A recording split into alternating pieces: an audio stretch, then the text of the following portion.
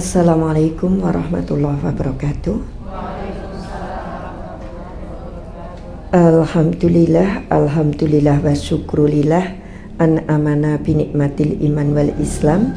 Asyhadu alla ilaha illallah wa asyhadu anna Muhammadan abduhu wa rasuluh, amma ba'd.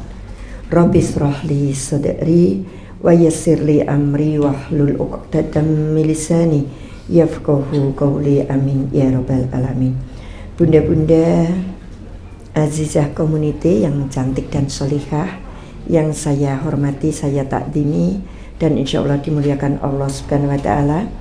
Alhamdulillahirabbil alamin. Puja dan puji syukur kehadirat Allah yang hingga kesempatan pagi hari ini limpahan nikmat dan karunia Allah tercurah pada kita semuanya, sehingga kita dipertemukan dalam keadaan sehat walafiat.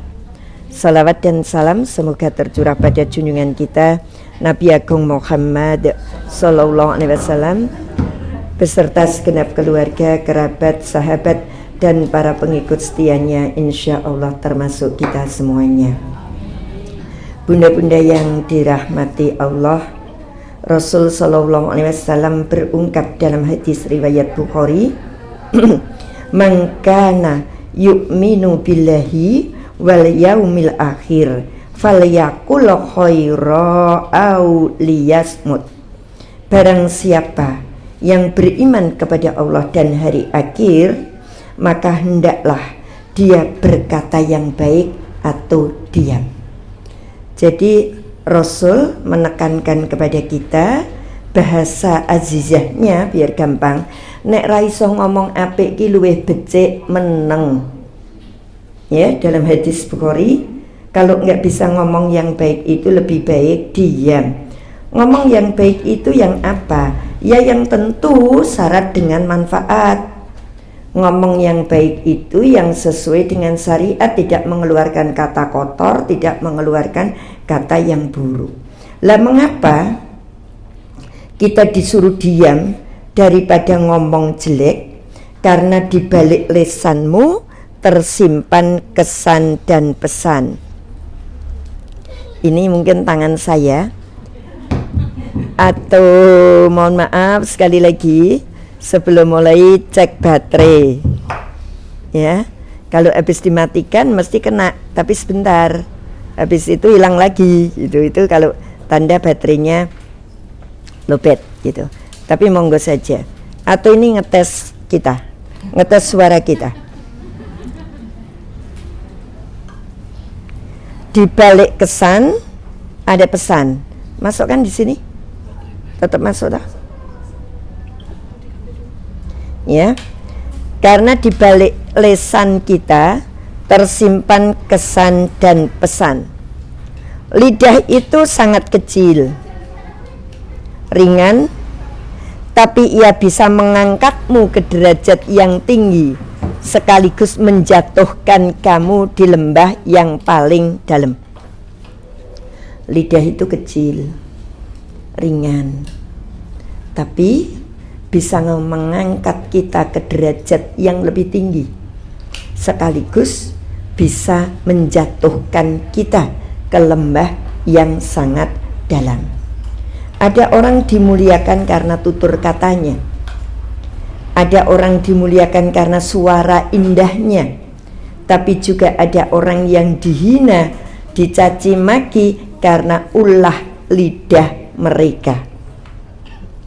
Maka kata Umar bin Khattab, aku tidak pernah sekalipun menyesali diamku, tetapi aku berkali-kali menyesali bicaraku. Jadi diam itu nggak perlu disesali. Kata Umar, aku tidak pernah menyesali diamku, tapi justru aku berkali-kali menyesali ucapanku. Karena apa yang keluar dari lidah kita, apa yang keluar dari mulut kita adalah cerminan diri kita. Di balik lidah kita, di balik lisan kita ada kesan dan pesan. Apa itu kesan? Kesan itu penilaian orang. Pesan itu muatan yang terkandung di dalamnya. Jadi setiap omongan kita pasti ada makna. Itu namanya pesan. Kemudian ada kesan, mengandung penilaian orang lain. Oke, ini berkali-kali saya matur. Ada dua orang yang memiliki kepentingan sama dengan saya. Yang satu berkata gini, Bunda, jangan lupa besok ngisi di Azizah. Yang satu, Bunda, sekedar mengingatkan besok ngisi di Azizah. Muatannya sama. Artinya pesan yang dikandung sama. Sama-sama mengingatkan besok pagi ngisi di Azizah. Pesannya sama. Bunda, sekedar mengingatkan besok ngisi di Azizah. Yang satu, Bunda jangan lupa besok ngisi di Azizah. Pesannya sama. Ngisi di Azizah. Kesannya sama atau beda? Kesannya sama atau beda? Beda. Yang satu lebih halus, yang satu lebih kasar. Itu penilaian orang. Itu kesan. Kesan adalah penilaian orang terhadap lisan kita. Jadi pesan itu muatan, kesan itu penilaian. Ada orang yang kesannya halus, sopan, tapi muatannya kurang baik. Saya mampir ke Penjaringan, jalan-jalan tekan Jalan Magelang, lupa di mobil nggak ada mukena. Saya mampir tempatnya Mbak Dian. Saya bilang begini, Mbak Dian, saya nderek sholat, ada mukena nggak? Ini halus kesannya, tapi pesannya nggak baik. Karena ketika saya tanya ada mukena enggak, itu mengandung tuduhan rasolat. Nyampe enggak penjaringan tadi? Nah, kalau kita mampir di tempat orang muslim yang kita yakini dia sholat, pertanyaannya tidak ada mukena enggak. Saya ngambil mukenanya. Itu namanya saya optimis dia punya mukena. Tapi saya enggak begitu. Saya bilangnya, pinjam mukena ada enggak? Itu kesannya bagus. Kesan, karena saya dengan bahasa yang halus. Tapi muatannya, pesannya tidak baik karena mengandung prasangka.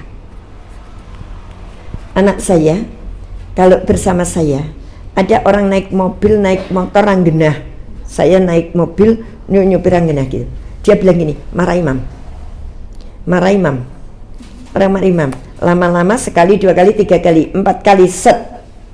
Kalimat yang kamu ucapkan mengandung pesan tidak baik.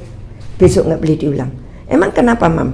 Ketika kamu melihat orang salah, terus kamu marah imam, berarti kamu memberi cap pada mamamu bahwa ini tukang marah. Setiap melihat hal yang tidak baik, marah imam. Marah aja, mam. Itu berarti kamu memberi label, ibu ini suka marah. Itu namanya pesan yang terkandung dalam setiap ucapan. Jadi hati-hati bicara karena mengandung pesan dan kesan. Oke. Jamaah sini biasanya ada membernya Anisha Busana Muslim. Besok Jumat kebetulan pengajian untuk customer. Biasanya ada satu Azizah, satu mana itu wong-wong sing gawe nek tuku kelambi larang gitu ya. Iya, saya ngisi di sana. Lihat aja besok di sana, hari Jumat jam 8. Tawar menawar, ketemunya esok Jumat karena Jumat ini di sini. Saya menentukan tema dengan dia.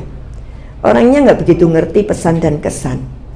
Bunda besok temanya ini, oke.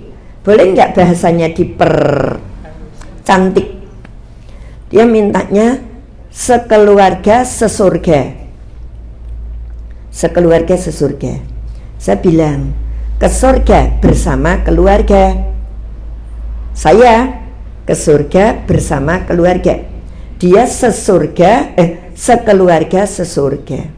Ketika saya beri masukan, Bunda, kita kepinginnya sesurga, sekeluarga sesurga.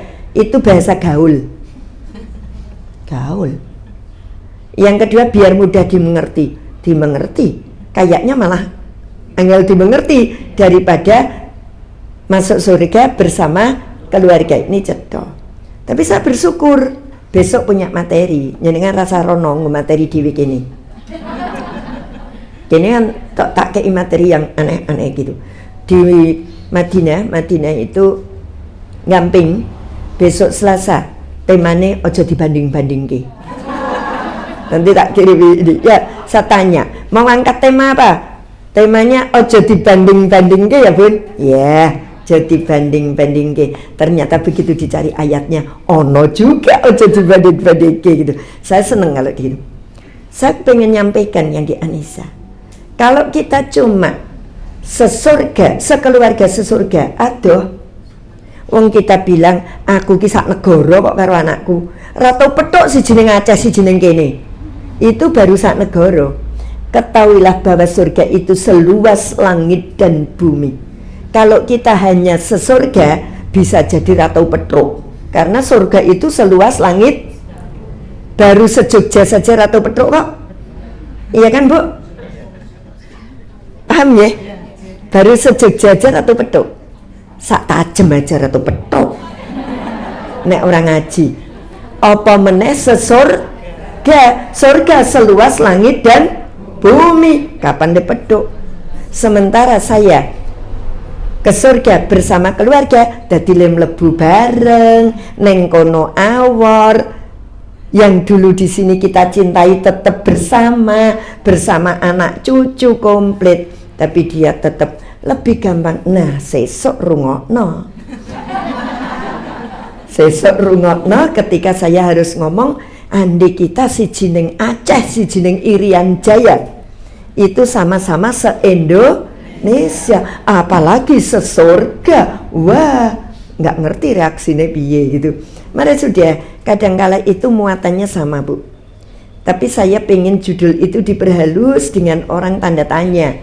Apa sih? Pernah suatu ketika saya matur, ini masih pesan dan kesan. Saya matur, nek Ramadan do sregep, nek bar Ramadan ratu do gelem neng masjid. Tapi bahasa saya, ibadah bukan musiman. Maksud saya dikemas dengan judul-judul yang cantik, biar apa? Ya cantik gitu loh.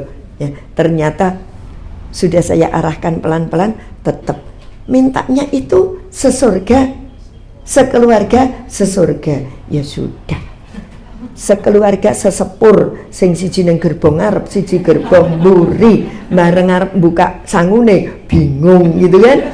Kita dapat tiketnya nggak podo kok, tapi kan tetap sesepur itu.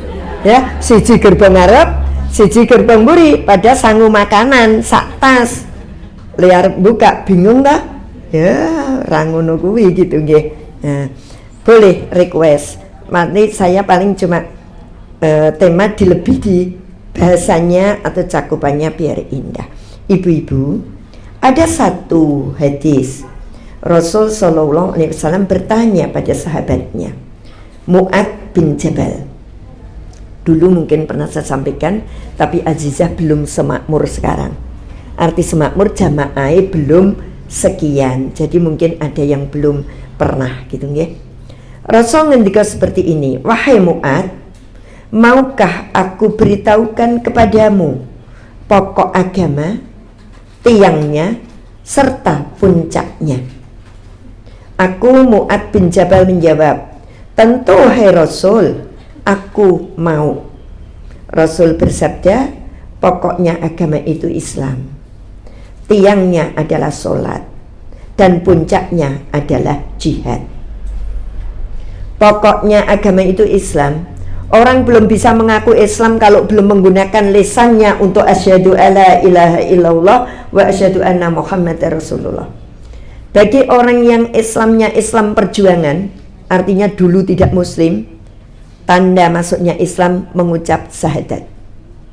Ketika kita Islamnya Islam turunan, Islam turunan itu mbah nih di Islam, begitu ngelahirke anak mesti langsung di Islamke, jenengan lahir sebagai cucunya ya langsung di Islamke, langsung diadani, langsung diakekoi, langsung mbok imekeno jak ning masjid, itu namanya dipeksa Islam. Ya, tapi dipeksa alhamdulillah.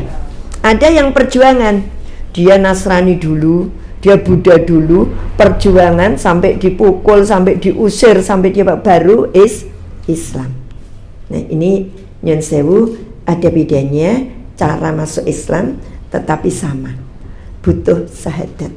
Yang Islam sejak kecil dalam sholat ada syahadat, kita selalu bersyahadat. Kemudian yang kedua, tiangnya adalah sholat. Sholat itu butuh lisan, karena sholat gak itu dibatin. Sholat gak boleh dibatin, Bu. Diam aja, gak boleh, tapi tetap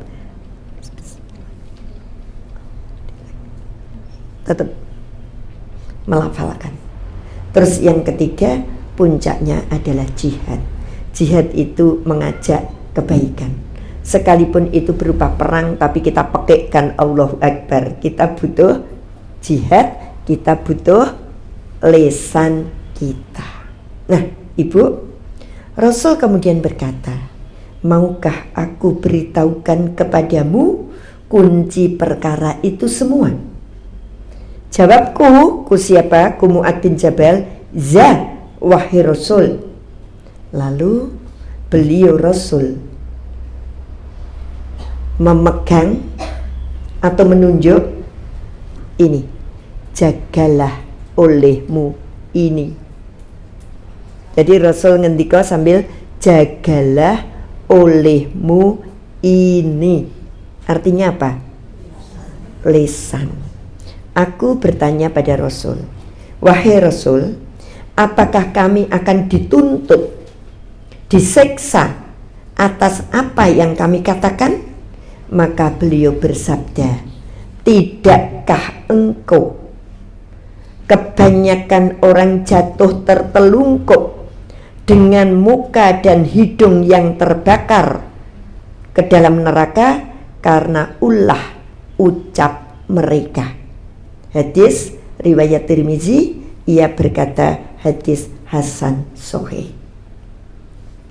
Selain menimbulkan kesan dan pesan di dunia, ternyata lisan kita menimbulkan dampak di akhirat.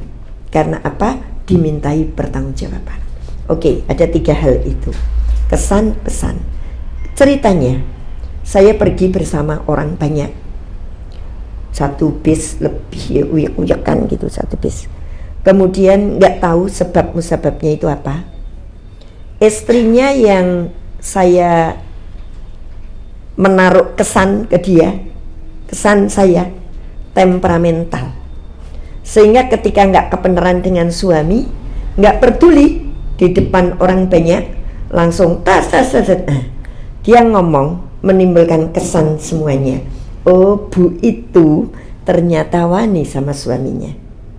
Kesan pertama. Kesan kedua, kasihan ya suaminya, unek-unek gitu. Kesan ketiga, di depan orang banyak kayak gitu, nek di rumah kayak apa. Jadi lisan kita itu menimbulkan kesan bagi orang lain untuk menilai siapa kita. Maka tadi saya aturke, saya sampaikan, ya, kau bicara, saat kau bicara, maka terungkaplah kualitas diri kamu. Alim, jahil, kasar, angkuh, tawaduk, galak, semuanya muncul dari saat kita berbicara. Piye gini, halus dari mana? Ngomong, ya, kasar, nyelekit, jahil, ngomong sing ini, semuanya muncul. Itu yang dikatakan kesan.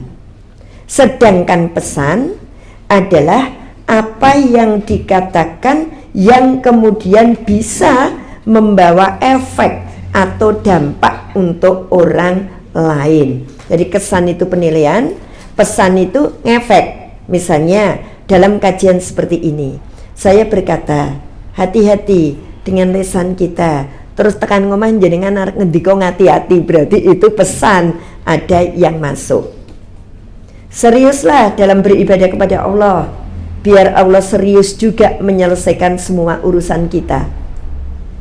Itu pesan. Terus tekan ngomah krungu adzan arep ogah-ogahan, jadi serius. Ternyata tadi aku dapat peringatan, kalau kita serius ibadah kepada Allah, Allah juga serius dalam mencukupi, dalam mengurusi, dalam membantu persoalan kita.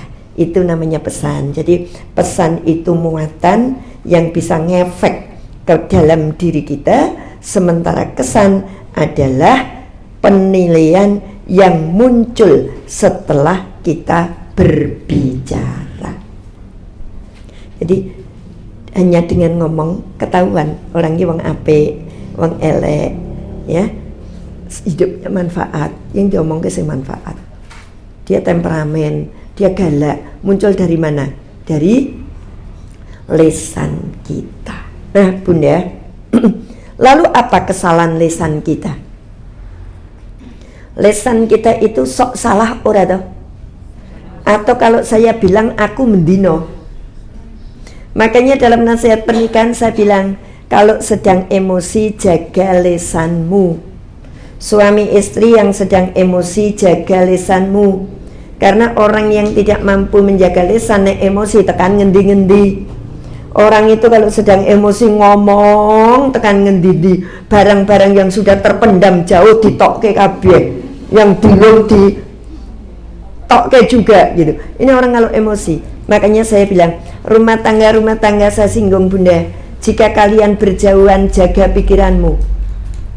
Jangan saling suudzon, jangan saling ini kalau berjauhan. Jika saling berdekatan, jaga sikapmu. Jika sedang emosi, jaga bicaramu. Ini pokok. Karena ketika emosi itu, Masya Allah, saya pernah sampaikan, kebanyakan perempuan masuk neraka. Sebabnya tidak bersyukur. Loh, perempuan banyak sholat, banyak puasa, enggak. Dia cuma enggak bersyukur sama suaminya. Ketika suaminya salah sidik, wapi mendino le ngelokke jenengan kira ono api blas. Padahal api bendino le salah pisan. Aku lho ora tau dikei duit padahal le raweh lagi sesasi, dulu bertahun-tahun ngasih. Iya Bu, banyak itu. Saya aja janjian sama tamu jam 4 karena hari ini kosong. Tamu itu sudah tinggal tok mau pisah. Gara-gara sepele. Begitu suami pensiun, bayar sidik, dia merasa tidak dicukupi. Lah dhisik ki piye? Udah pernah ke saya, tapi hari ini sebelum melangkah saya minta masukan. Tuh saya bilang tak bujuki malah tinggalan wae gitu. Karena saya menganggap istrinya nggak tahu diri. Karena dulu ketika masih jabat, dia oke. Setelah pensiun gajinya tinggal separuh. Dia nuntut. Nah dari mana? Toh kebutuhan juga sudah berkurang. Wong anake dulu telu kuliah, saiki karek siji yo sing loro wis rumah tangga. Malah istrinya dokter meneh. Kaya kan?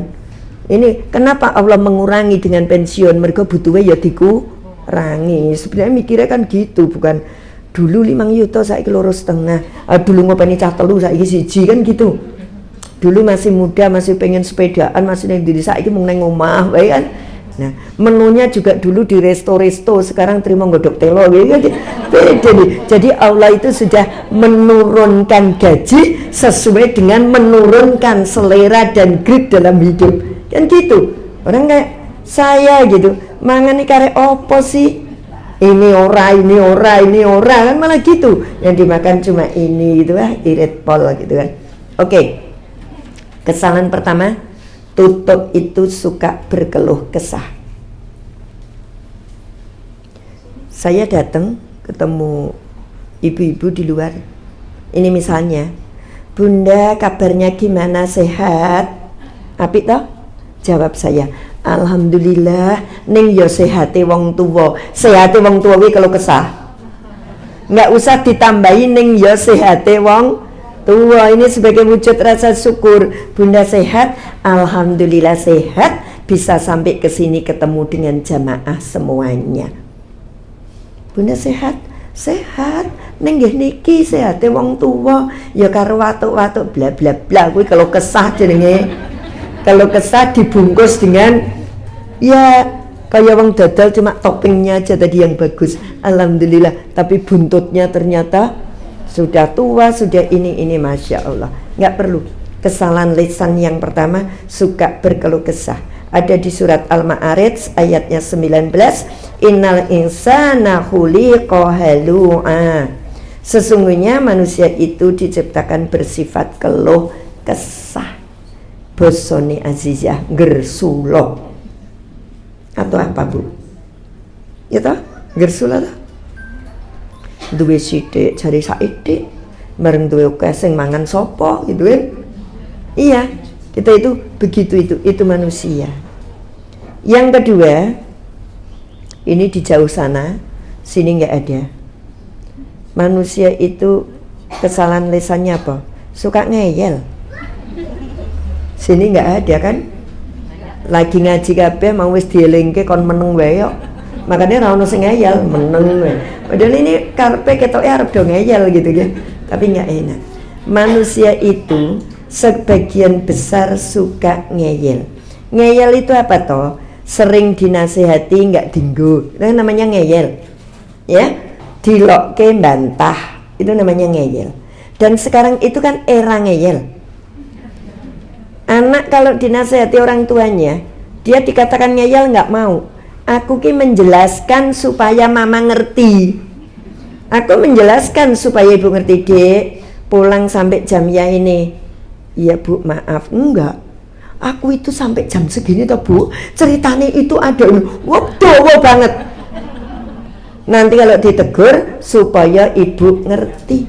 Pada kita dulu, yang saya munggah, kalau ditegur mbok bener sekalipun dingkluk, terus engko tes nangis.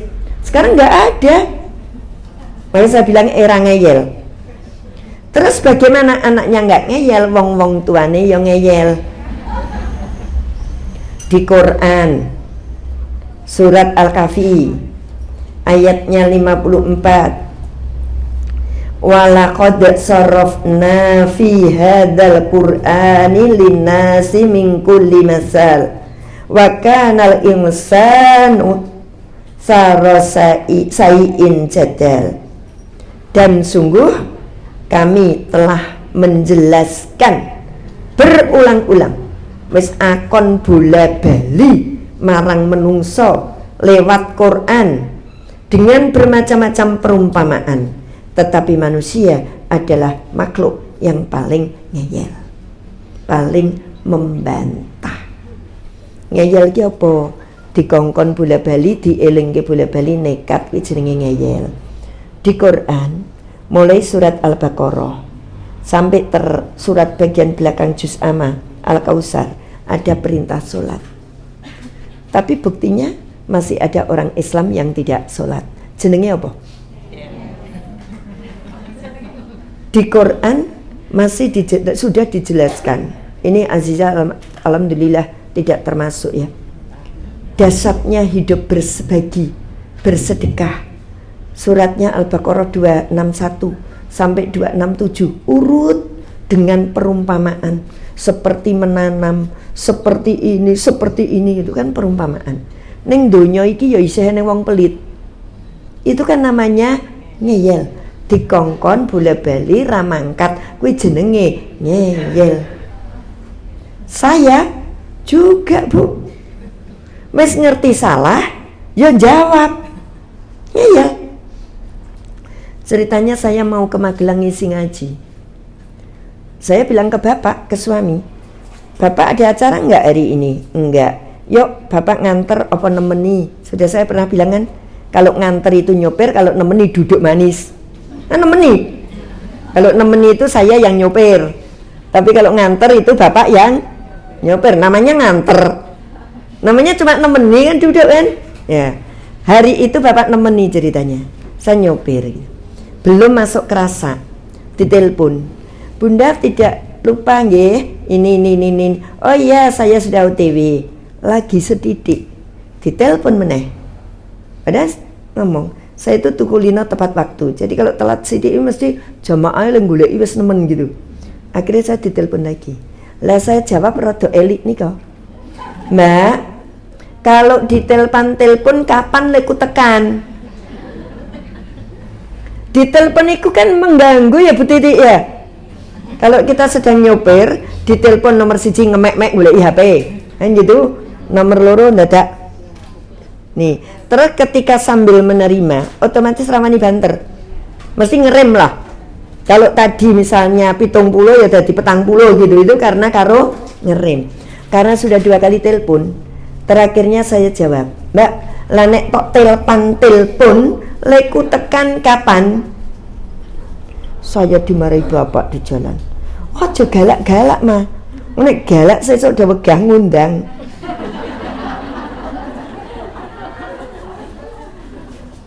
Iya. Saya tadi kan salah. Galak tadi. Ning ya tetep ngejel. Lah piye Pak wong nek ra tak jelaske ngono dhek ya ora mudeng kok nyetelpan-telepon. Saya ngeyel loh. Dengan bahasa nek aku mau orang ngomong ojo ditelepon-telepon, bisa jadi sebentar lagi ada yang telepon lagi. Nah ini kan mengganggu, maka saya jelaskan jangan ditelepon-telepon, nanti aku tekan-tekan gitu. Diseneni karo bapak meneng ora, bapak sing tak jawab genti gitu. Ngejel. Dan ketoke ora mung aku, jamaahku luwih parah gitu loh. Ya, jadi ini tidak cuma ustadzanya, jamaahnya juga. Tapi ketika jamaahnya ditegur, jawabnya, ustadzahku ya gitu. Sudah, podo wes gitu ya. Tuh Bu, manusia itu pada dasarnya suka bantah, ngeyel. Ada di surat Kahfi ayatnya 54. Ojo maido wong nenggon Al-Quran ada. Oke. Yang ketiga atau 3, kesalahan lisan adalah sering elek-elek kancane padahal awake dhewe rung mesti apik. Itu jamaah aduh kono nggih. Awake dhewe nganggo klambi ra pantes ndekne ngomentari wong, lho nganggo klambi ora pantes gitu. Le pakai orang matching awake dhewe pada ubara bir gitu. Kayaknya sekarang juga pada seneng yang ubara bir.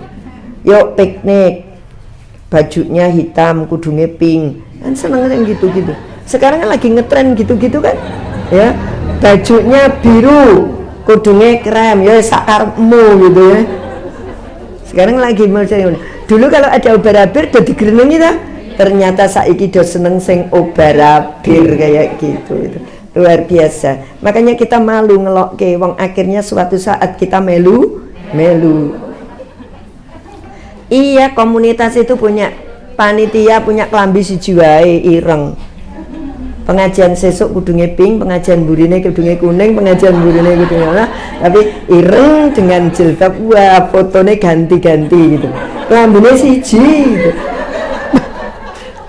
Itu iya Bu, ini kan cerdas, orang cerdas seperti itu gitu nggih. Oke, yang ketiga suka mengolok-olok sebentar rung dibaca ke ayat yuk. Yang ketiga suka mengolok-olok, lihat surat Al-Hujurat ayatnya 11 ya. Dikatakan ya ayyuhalladzina amanu la yaskhar qaumun min qaumin asa ayyakunu khairam minhum. Itu mandek, itu saya mandek.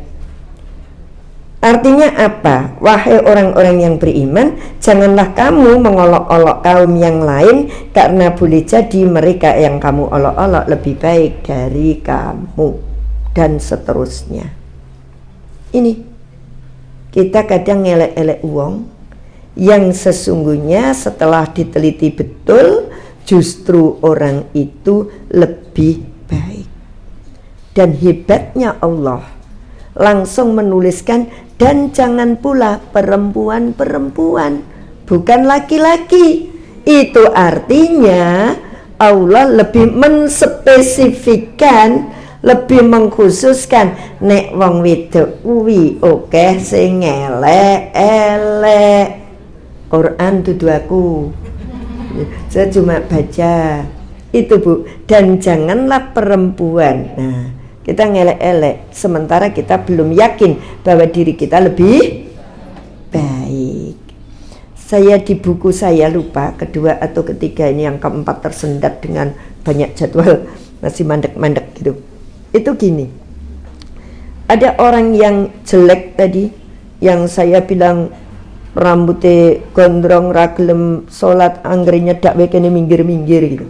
Ternyata endingnya diketahui, orang yang kamu lihat jelek tadi setiap malam menangis bertobat menyesali perbuatannya, sementara kamu yang merasa baik ujub dengan perbuatanmu, merasa dirinya paling baik. Akhirnya endi sing apik? Sing apik sing ora tau merasa dirinya apik. Orang baik itu tidak pernah merasa dirinya paling baik, justru merasa elek kan akan selalu memperbaiki, merasa salah akan selalu membuat kebenaran. Tapi orang yang sudah merasa benar, orang yang sudah merasa baik, dia tidak akan berusaha untuk menjadi benar dan baik. Itu Bu. Nomor 4, suka berprasangka. Suka berprasangka. Ayatnya ngisori, artinya 12. Kalau tadi Al-Hujurat 11, sekarang Al-Hujurat 12. Tetap, ya ayyuhalladzina amanu tanibu katsiran minad dhanni inna ba'dad dhanni ismun. Wahai orang-orang yang beriman, jauhilah dari prasangka. Sesungguhnya sebagian prasangka itu dosa. Dan janganlah kamu mencari-cari kesalahan orang. Prasangka itu dosa. Kita lihat anak kita sekolah pulang terlambat, lagi terkodok ibune, mesti ndadak dolan. Berprasangka. Teman kita yang tiap hari ngaji, tiba-tiba ada ngaji, mulai wegah ngaji, pada kemungkinan dia ada masalah yang ini. Orang yang biasanya sedekah banyak, tiba-tiba sedekah sedikit, dibilang saiki wis mulai pelit, pada bisa jadi hari itu kebutuhannya sedang banyak. Kita berprasangka. Prasangka itu suudon, yang jelek. Kalau kusnudon itu boleh, tapi kebanyakan orang yang buruk, bukan yang baik. Siji, berprasangka. Yang kedua, janganlah kamu mencari-cari kesalahan orang lain. Mencari kesalahan orang lain itu terjadi dengan cara pandang yang berlebihan. Ini pernah saya sampaikan bahwa dosa kita, berprasangka kita pada orang lain itu karena cara pandang kita, mencari-cari kesalahan. Pertama begini Bu, cara pandang itu ada cara pandang hati, ada cara pandang visual, fisik. Cara pandang hati itu artinya kita memiliki sahabat yang di dalam hati ini sudah kita akui top marko, top super. Sehingga apapun yang dilakukan, apapun yang dikerjakan selalu kita anggap baik.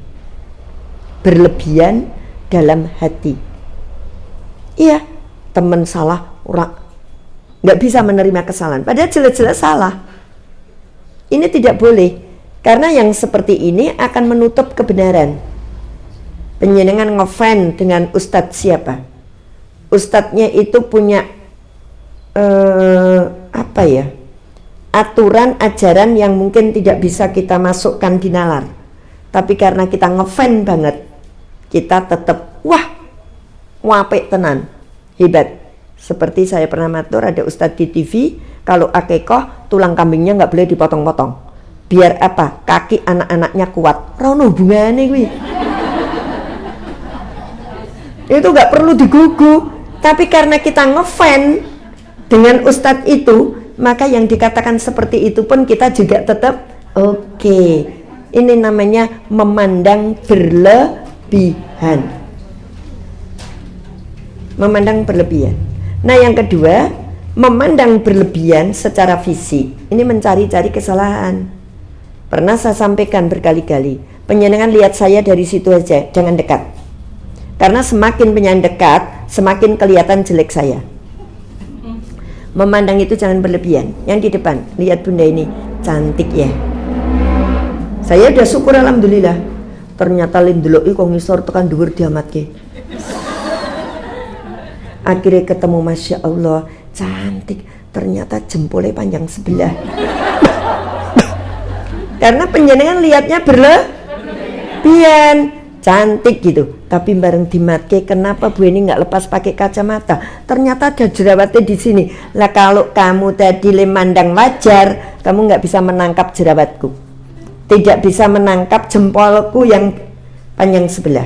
Tapi karena kita berlebihan memandang, sehingga ketemulah dia di sini. Lesan kita itu sekedar menyampaikan apa yang digerakkan oleh otak kita setelah kita melihat sesuatu. Maka dalam tubuh ini diibaratkan orang muslim itu kayak dalam tubuh. Ketika mengambil langkah, semua kontribusi. Tadi mata kan yang lihat, terus otak nyuruh komentar kan gitu, terus akhirnya mulut ngomong kan gitu. Ini terus, jadi satu tubuh bergerak semua mencari-cari kesalahan. Karena orang lebih suka mengekspos jelek daripada mengekspos baik. Di kampung saya ada orang cantik, pinter, tapi semampai, semeter tidak sampai. Cantik, pinter, tapi semampai. Coba penjenengan mencari orang itu di kampung saya akan ngomong apa? Bu, perso enggak daleme mbak sing cantik itu? Enggak. Perso enggak daleme mbak sing pinter itu? Enggak. Neng letekon, itu loh Bu, yang pendek. Yang diomong ke yang negatif, karena dianggapnya itu ciri yang lebih spesifik kan gitu. Tapi kan itu negatif ya. Iya, anak saya aja gitu kok. Dek, adik masih ingat nggak dengan gurunya adik TK yang ini, yang ini, yang ini? Ingat. Sama Bu ini ingat. Itu tuh Bu, yang giginya selentek ya. Gitu. Iya, ternyata yang diapali justru yang negatif. Ini Bu, sadar nggak lesan kita itu salah untuk memberi komen-komen yang negatif, bukan komen yang positif. Oke, yang terakhir kaitannya ini menggunjing. Jadi satu ayat tadi ada 3 negatif. 1 suudon, 2 mencari-cari kesalahan, yang ketiga menggunjing.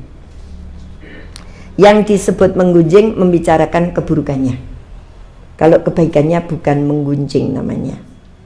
Ya, ngeritake api itu orang menggunjing, elek itu menggunjing. Itu masih dalam satu rangkaian yang nomor 4. Nomor 5-nya apa Bu? Suka ngomong jelek. Lesan kita suka ngomong jelek.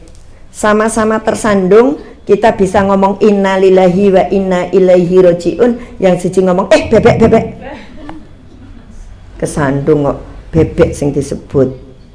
Bersin kita bisa bilang alhamdulillah, tapi ada yang bersin itu ngomong iwak. Iya kan? Iya enggak Bu? Tahu ya kan? Nah, jadi orang itu cuma contoh dan itu masih apik. Ada yang lebih jelek banyak. Kesandung ngomongnya elek banget, bersin ngomongnya elek, padahal kita ngomong baik bisa. Nah, kesalahan lisan kita adalah suka ngomong jelek. Boleh nggak ngomong jelek? Ya?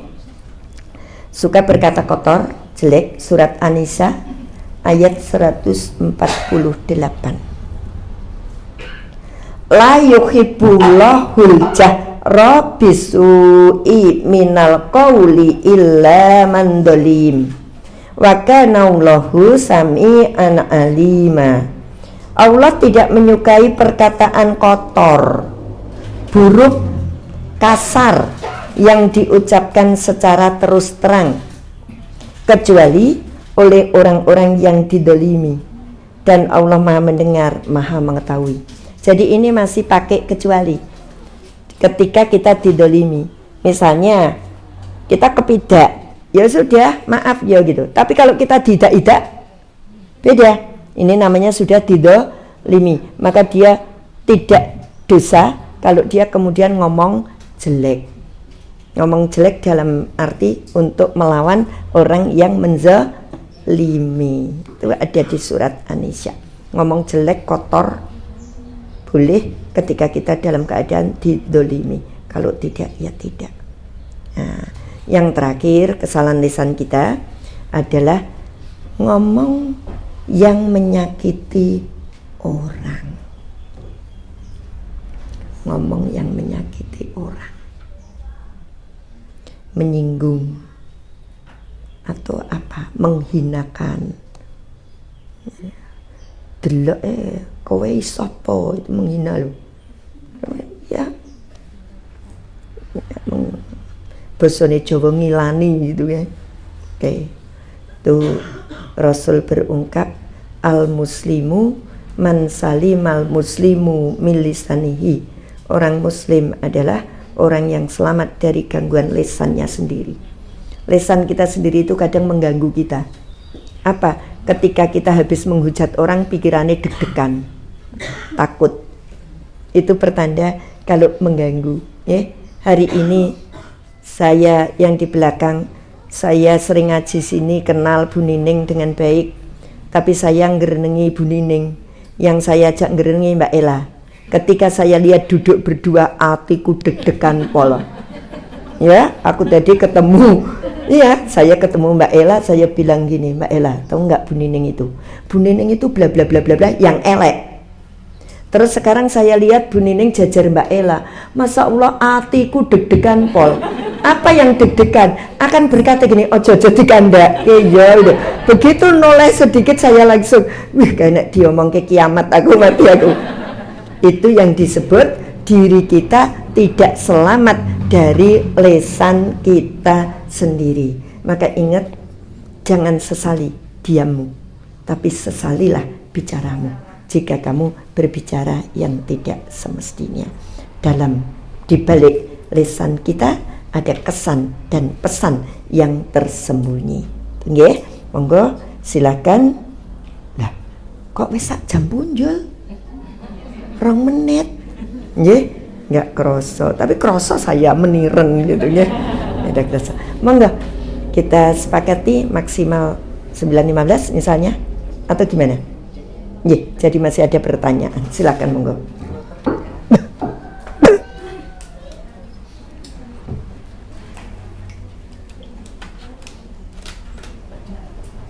Pakai ini.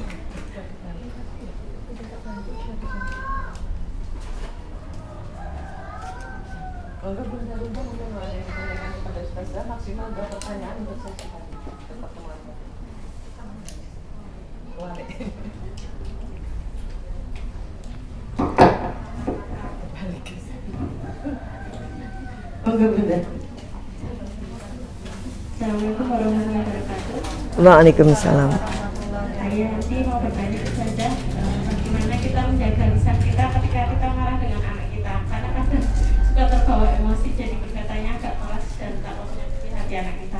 Terima kasih. Wassalamualaikum warahmatullahi wabarakatuh. Waalaikumsalam warahmatullahi wabarakatuh. Ada yang lain? Atau satu pertanyaan lagi biar nanti dijawab sekalian oleh Ustaz. ya, ada.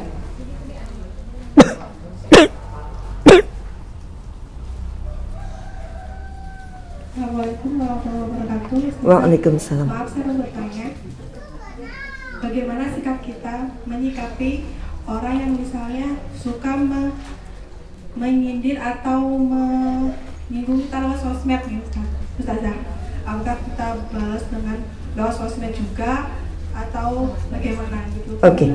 Nggih. Apalagi? Sampun? Ya, yang pertama, bagaimana kita menyikapi anak yang mungkin lagi rewel, lagi nakal, lagi ini menurut kita? Menurut kita, sesungguhnya anak itu nggak rewel. Yang sedang rewel adalah hati penjenengan. Saya contohkan begini. Ini gelas, ada airnya. Ketika anak itu nyampar gelas kita dalam kondisi enjoy, kita akan berkata begini, nggak apa-apa dek, nanti dilap, untung kamu nggak kejatuhan gelas, jadi baik-baik saja. Itu ketika kondisi hati kita oke. Tapi ketika kondisi hati kita tidak oke, ada anak numpake gelas, pasti kita akan muring-muring. Sesungguhnya yang pertama dilihat adalah kondisi hati kita pada saat itu seperti apa. Ini yang pertama.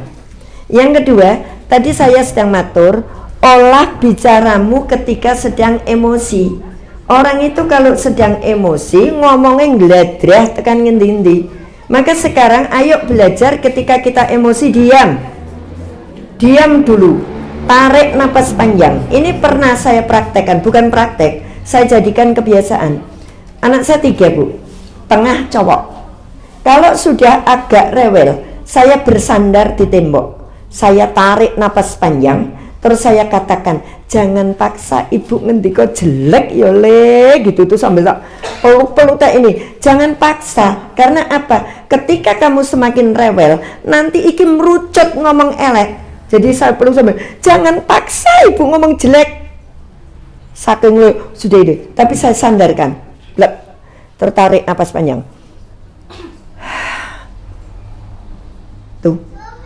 3, kemampuan mengolah emosi kita. Ingat, bicara seorang ibu adalah doa.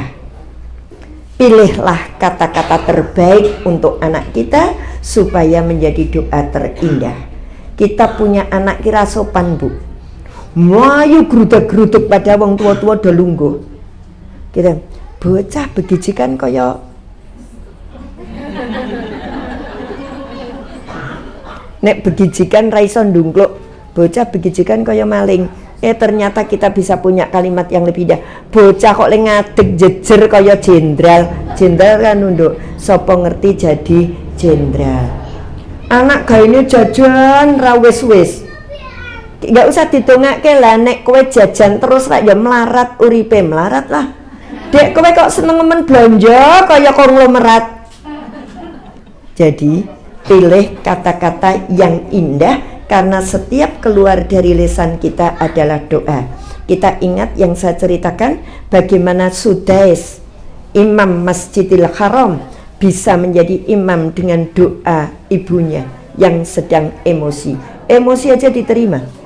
Saya pernah menyampaikan, ibunya Sudais sedang masak, membuat aneka masakan. Karena apa? Bapaknya Sudais telepon kalau mau pulang bawa teman-teman kantor. Kayak sekarang Bu Nining udah pamit mau kundur, ada teman-temannya kantor bapak. Ada teman-teman kantor itu mau datang, otomatis ibu sudah masak enak-enak. Nggak cuma masakan yang enak, pengen disambut dengan luar biasa, tinggallah mandi, bersolek. Ternyata makanan yang dimasak itu ditaburi pasir oleh Sudais, karena dia menganggap topeng. Ya, ada meses, ada ibu ditaburi. Lah nek taburan iki gede, nek gede ora tabur nggih, ndokok, dijupuk lah nek pasir.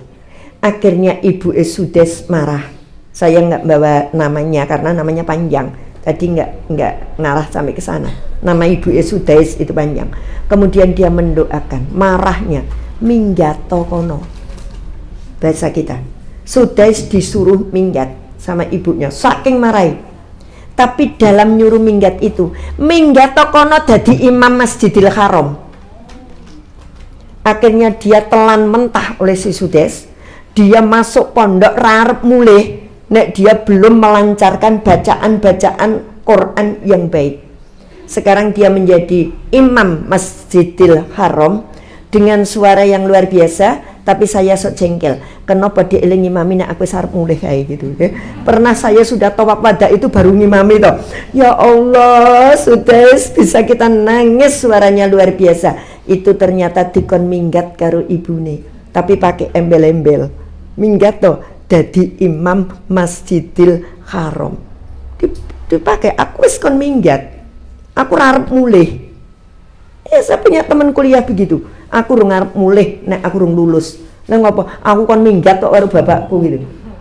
Tapi ternyata minggatnya itu minggat yang luar biasa. Jadi sekali lagi, mari kita manajemen kata-kata yang kita keluarkan. Ya, tidak ngomong yang dadi iki, dadi kere, dadi iki, jangan. Gaine jajan ya dadi konglomerat gitu. Nek ora konglomerat ora ndedit go jajan kan gitu. Ya, ora iso ndungkluk dadi jenderal kan paling dhuwur dadine. Itu Bu, nggak usah kita ngomong yang buruk-buruk nanti ndak jadi doa. Gitu nggih. Terus pertanyaan yang nomor 2. Bagaimana kita nyikapi? Sebenarnya ada bagian 2, tapi nggak usah jadi tema, kokean podo kok. Di balik lisan ada kesan dan pesan. Di balik jempol, di balik driji ada nilai siapa dirimu. WA, saya bilang di balik jempol itu kalau isih nom-nom, WA ini nganggo jempol. Tapi kalau aku sudah tua, di balik driji. Jadi jangan macam-macam. Driji itu pun bertanggung jawab. Sekarang bagaimana kalau kita di WA yang aneh-aneh atau dionek-onekke? Ini sama driji yang ngono kuwi padha. Surat Qasas. Kabeh ki ning Qur'ane. Kembalikan ke Quran, kita bahagia. Tadi pagi saya ini sudah sesi 2 loh. Sesi satunya 5:30 tekan jam 7. Bahagia bersama Al-Quran judulnya. Boleh dipek sampean.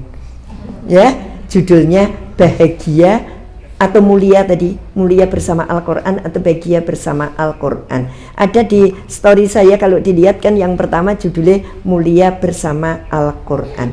Jamnya 5:30 sampai jam 7. Tadi ini sesi 2 jam segini ini.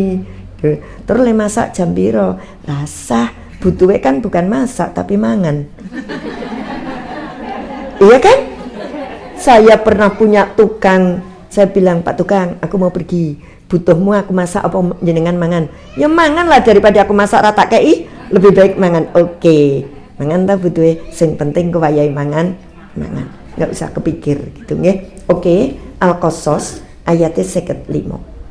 Dan apabila mereka mendengar perkataan buruk, mendengar ki nek diucapke, nek nganggo HP berarti maca utawa etuk kiriman dengan kata-kata yang buruk, mereka berpaling darinya, tinggalan, abekan, rasa diurus, sambil berkata, bagi kami amal kami, bagi kamu amal kamu, semoga selamat kamu, kami tidak ingin bergaul dengan orang bodoh. Gini, orang yang ngomong jelek, gunjing sak piturut itu aslinya bodoh, karena dia sedang mentransfer dosa orang lain dalam dirinya, bodoh. Terus tinggal di sini dicuekin aja. Ketika saya WA seseorang ngonek-onekke, dibales, aku seneng. Tapi cobanen onek-onekke wong ra dibales, kira-kira mangkelmu tambah enggak? Bikin dia mangkel, tokno wae. Iya, saya itu prinsip loh Bu. Kalau saya dionekke wong, saya jawab malah ndadi seneng. Coba ditokne wae sing mangkel sapa? Dia yang akan mangkel. Itu caranya untuk nyetop. Yang kedua, telepon. Ini pernah saya sampaikan. Saya ditelepon orang hanya kesalahan yang salah. Kesalahan yang salah. Waktu itu ada pengajian Aisyah. Saya dipikirnya pimpinan Aisyah situ. Padahal ini beda wilayah, cuma deket. Kan rumah itu bisa jadi hanya selisih jalan, wilayahnya sudah berbeda. Dikira curi setar kampanye. Memang malam itu menghadirkan salah satu caleg. Calegnya pidato. Tapi di wilayah sebelah. Saya dionek-onekke Bu. Dikirain saya pimpinan yang itu tadi curi star macam-macam itu. Padahal itu bukan wilayah saya. Nah, wong iki nek tak jawab mengko dadi pusing aku. HP ini muni ta, Bu? Selehke. Saya nyapu. Ngonek-onek ke sapa? Mbuh. Hati saya bersih, tidak pengen membalas, dia puas karena sudah bisa ngonek-onek ke saya. Bu. Nah, begitu. Assalamualaikum. Saya kan sudah bermanis-manis, Bu. Assalamualaikum. Mulai jeder. Ngopo? Seleki. Lenyalek alon-alon ndak mati.